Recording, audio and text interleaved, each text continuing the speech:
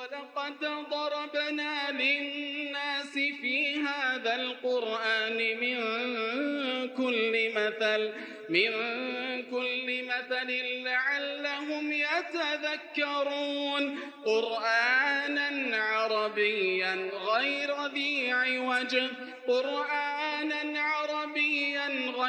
ذي عوج لعلهم يتقون. بسم الله الرحمن الرحيم. إن الحمد لله نحمده ونستعينه ونستغفره ونعوذ بالله من شرور أنفسنا ومن سيئات أعمالنا. من يهديه الله فلا مضل له ومن يضلل فلا هادي له. أشهد أن لا إله إلا الله وحده لا شريك له وأشهد أن محمدا عبده ورسوله. ثم أما بعد. Biz sizlermenin tafsir sabagımızdan Naziyat süresini okup жатқанбыз. Mına şol süreden kelip toktogон ayatыбыз قال الله عز وجل. Ulu Allah Taala aytты: "Entum eşeddu halqan emis semaa banaha." O kafirlar, o Mekke müşrikleri, o Kureyş kafirleri, o adam balası. Силердин жаратылууңар таталыракпы, же асмандыбы? Адам баласынын жаралуусу таталыракпы, адамды жаратуу таталыракпы, же асманды жаратуу таталыракпы дейт Аллах Таала. Асман Аллах Тааланын бир кудретин далилдеп турган Аллахтын ayat belgilerinin biri olup sanılады. Adam balası asmanın altında kim? Kiçine bir mahluk.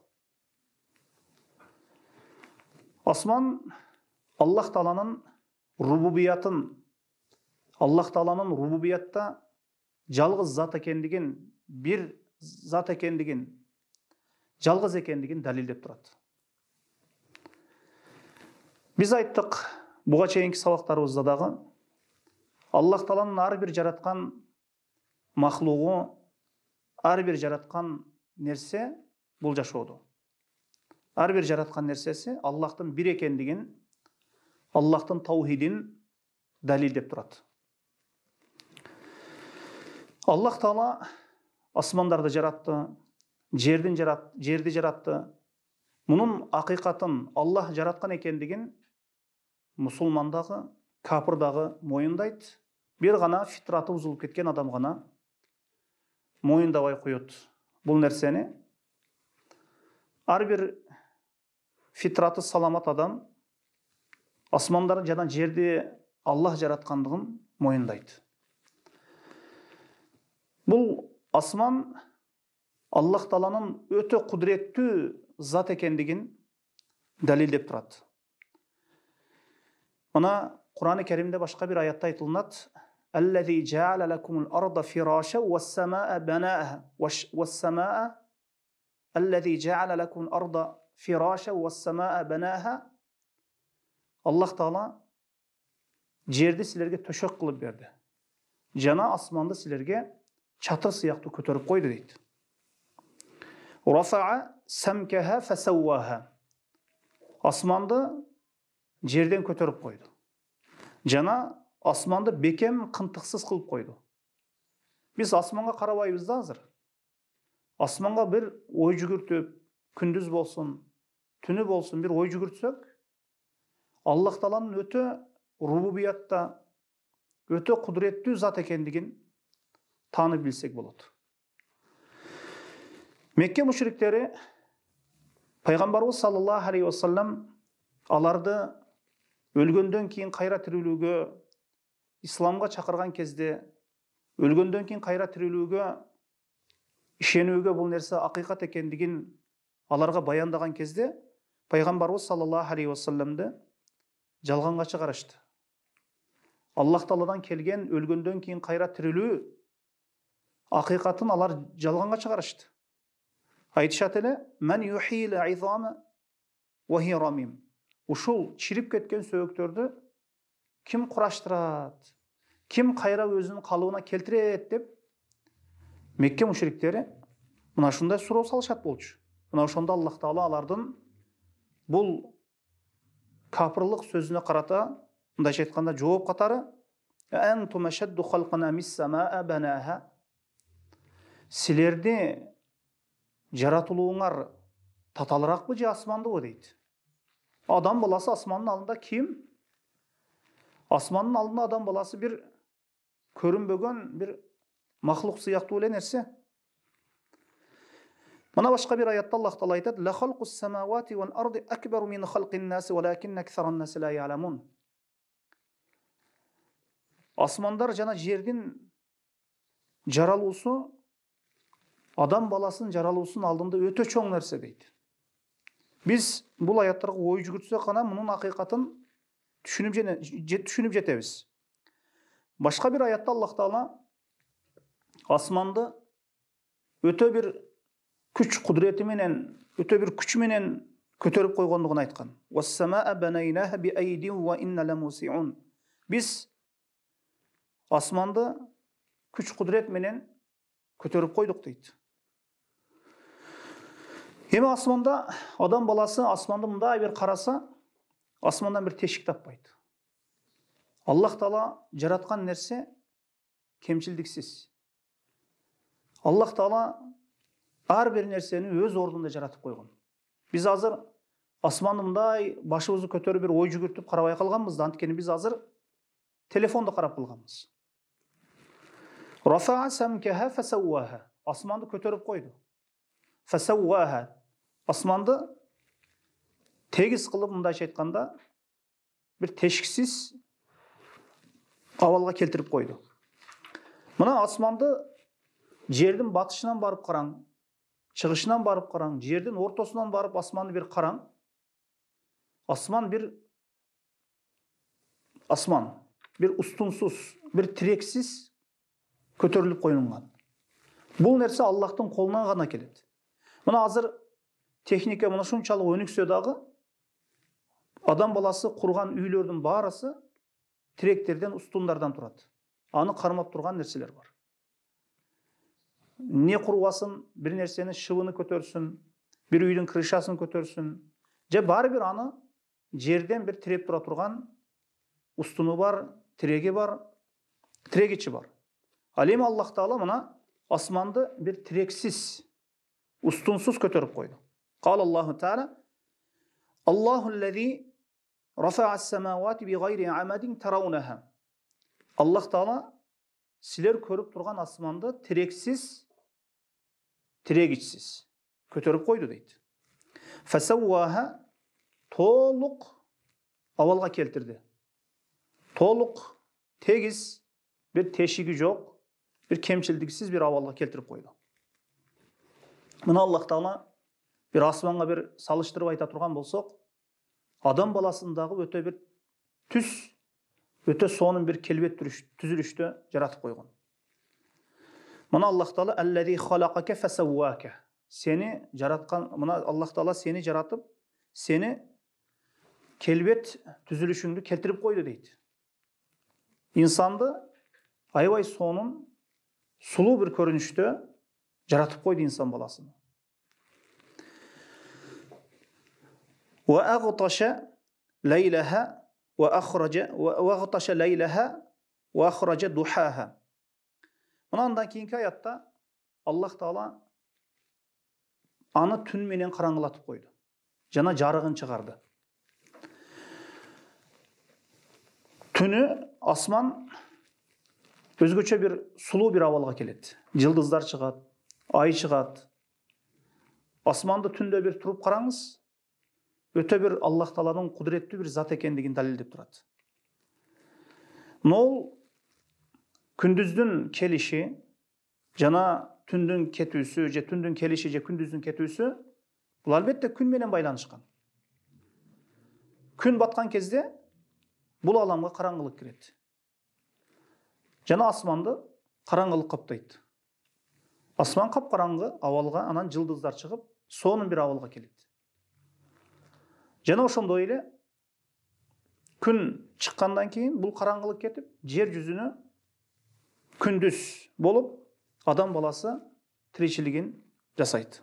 Күндүз адам баласы иштеш керек. Аллах Таала күндүздү иштөө үчүн tirичилик максатта кылып койду. Ал эми түндү эс ала турган максатта кылып койду. Бул да албетте Аллах Тааланын кудуретинин бир белгиси. Аллахтын кудуретин далилдеп турат. Эгер мына ушул түндү Аллах Таала кетирип кое турган болсо, аны ким алып келип берет? Ал эми дайыма күндүз кылып коюуга Аллахтын кудурети жетет эле. Күндүз дайыма күндүз кылып койбоду. Дайыма караңгылык кылып койбоду. Мына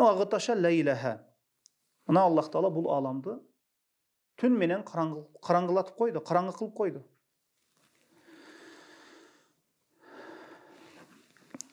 Түн менен күндүз бул дагы Аллах Тааланын кудуретин, Аллах Тааланын жалгыз зат экендигин, Аллахтын таухидин далилдеп турган Аллах Тааланын аят белгилеринин бири болуп саналат.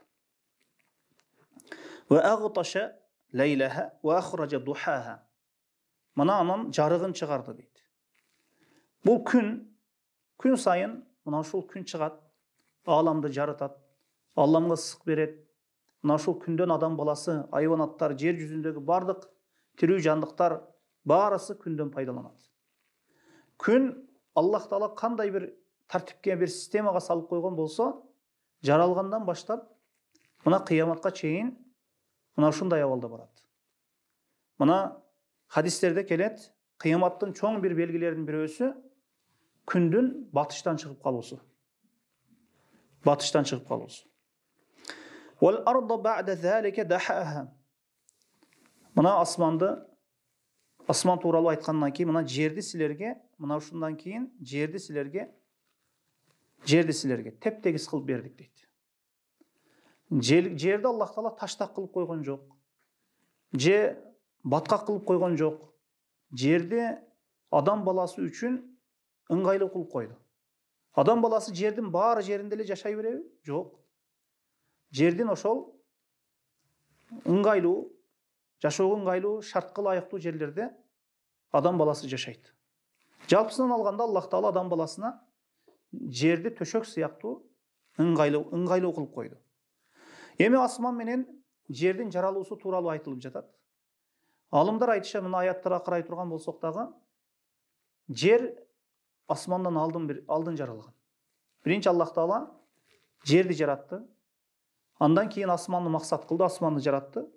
Асманды жараткандан кийин жердеги бардык нерселерди азык түлүгүн жана мөмө жемиштерди өстүрүп, жерден мөмө жемиштерди, чөптөрдү, түрдүү неиматтарды адам баласы үчүн даярдап, бар нерсени даярдап койду.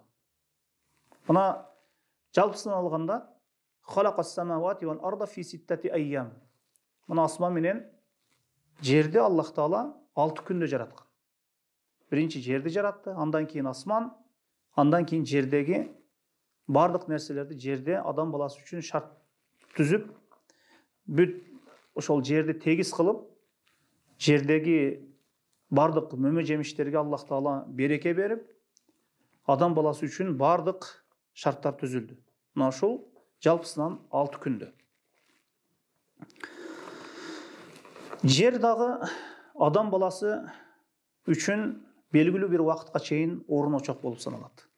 Мына жер теп-тегиз. Тегиз кылып койду, адам баласы ыңгайлуу түрдө пайдаланат жерди. Жерди басып кетип жатып бир чуңкурга түшүп кетпейт. Жерди тегиз кылып адам баласы ыңгайлуу шарт түзүп койду Аллах Таала. Анан жерди кармап туруш үчүн Аллах Таала тоолорду орнотуп койду. Вал джибала арсаха. Аллах Таала жерди бекемдеп, жерге тоолорду кадап койду. Бекемдеп койду тоолор менен. Мына азыр изилденип, мына илим өрчүп, өнүгүп, мына ушул жердеги тоолор, мына биз эң чоң деп эсептеген көзүбүзгө көрүнгөн тоолордун астында дагы тоолор, мындайча айтканда, андан дагы чоң тоолор бар экен. Ошол тоонун жогорку тарабынан, үстүңкү тарабынан ошол тоонун асты 2-3 эсеге чоң дейт. Мына ушул казык милдетини, жерди кармап туруу милдетини тоолор аткарат. Мына Аллах Таала жерди бир учуруп кете турган, шамал болсо, катуу шамал болсо, учуруп кете турган кылып койбоду. Тоолор менен бекем карматып, тоолорду жерге кадап койду. Тоолордун дагы өзүнүн кызматы бар. Тең салмактуулук болушу үчүн Аллах Таала жерге тоолорду кадап койду. Тоолор жерди кармап тура турган Аллахтын махлуктарынын бири болуп саналат. وَالْأَرْضَ بَعْدَ ذَلِكَ دَحَاهَا وَأَخْرَجَ مِنْهَا مَاءَهَا وَمَرْعَاهَا. Мына ушул аят калып кеттир. Аллах Таала жерди тегиз кылды. Жана андан сууларды чыгарып койду. Жана жайлоолорду адам баласы үчүн даярдап койду. Ыңгайлуу кылып койду. Жерден сууларды чыгарды. Адам баласына бул сууларды чыгарууну да Аллах Таала үйрөтүп койду. Жерде мына дарыялардан, океандардан, мына жердин эң көп бөлүгүндө суу түзөт. Булактардан бүт адам баласы үчүн жашоого ыңгайлуу, мындайча айтканда шарттарды түзүп, сууну дагы жердеги суулардын баарысын туздуу кылып койгон жок. Жердеги суулардын баарысын тузсуз кылып койгон жок. Эмне үчүн мына океандардын суусу туздуу? Эгер туздуу болбосо, бул сасып кетет. Мисалы үчүн биз эт сасып кетпеш үчүн, жыттанып кетпеш үчүн эмне туз себип коебуз. Ошол этти сасытпай, жыттантпай кармап тура турган нерсе бул туз болуп саналат. Мына Аллах Таала мына бизге иче турган ширин сууларды чыгарып берди. Жана вамарааха чөптөрдү чыгарып берди. Мөмө жемиштерди чыгарып берди. Биз үчүн дагы, жана айванаттарыбыз үчүн дагы, айвандар үчүн дагы, адам баласы үчүн дагы. Бул неиматтардын баарысы адам баласы үчүн. Эми адам баласына мына ушундай асманды чатыр сыяктуу көтөрүп коюптур. Жерди төшөк сыяктуу Аллах Таала тегиз төшөп коюптур. Жана жерден түрдүү мөмө жемиштерди чыгарып коюптур. Адам баласына жерде жашоо шарты үчүн бардык шарттар түзүлдү. Эми инсан баласы келип эми Аллахка шерик кошсо. Мына тоолор тууралуу айттык. Аллах Таала тоолорду жерди кармап туруу үчүн жерге кадап койду. Жерге казык сыяктуу кагып койду. Мына ушул неиматтардын баарысы, жерден чыккан нерселердин баарысы, асмандан түшкөн суу, мына жамгыр, жер топурагына аралашып бизге түрдүү мөмө жемиштерди чыгарып берет. Мына Аллах Тааланын каалоосу менен мына ушул нерселер силер пайдаланууңар үчүн, силер үчүн жана айванаттарыңар, айвандарыңар үчүн дейт. Аллах Тааланын бизге берген неиматтары чексиз. Жакшылыгы чексиз. Инсан баласы күн сайын биз билебиз, билбейбиз, сезебиз, сезбейбиз, канча деген Аллахтын неимат жакшылыктарын пайдаланабыз. Канча деген неимат жакшылыктарын пайдаланабыз. Аллах Таала биз жыргап, рахат тартып, жеп ичишибиз үчүн мына ушундай нерселерди жерден, асмандан суу түшүрүп, жерден түрдүү мөмө жемиштерди чыгарып мына бизди рызкылап койду. Инсан баласы күн сайын өзүнүн жашоосуна караса, түрдүү неимат жакшылыктар менен рызкыланат. Бул үчүн энди инсан баласы Аллахка шүгүр келтирүүсү керек, Аллахка ибадат кылуусу керек, жана Аллахты таанып билүүсү керек. Инсан баласы эми жерде дагы түбөлүккө калып кетпейт. Инсан баласы баары бир жердеги жашоосу дагы бүтөт. Инсан баласы баары бир эртеби кечпи акыретке барат, тозок жана бейишке амалына жараша жакшы инсандар бейишке, жаман инсандар тозокко болуп бөлүнөт. Эми бул тууралуу аят иншаллаху таала Аллах буйурса кыямат тууралуу аяттар келет экен. Кийинки аяттарда иншаллах аны кийинки сабагыбызда окуйбуз. Аллаху алам, саллаллаху аля Мухаммадин ва алейхи ва сахбихи ва саллам. Аллаху а'ламу бис-саваб.